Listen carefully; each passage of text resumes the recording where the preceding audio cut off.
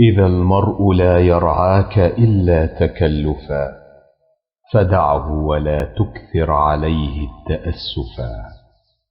ففي الناس أبدال وفي الترك راحة، وفي القلب صبر للحبيب ولو جفا.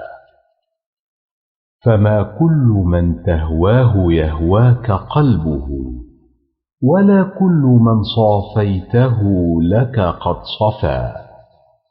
إذا لم يكن صفو الوداد طبيعة، فلا خير في ود يجيء تكلفا، ولا خير في خل يخون خليله، ويلقاه من بعد المودة بالجفا.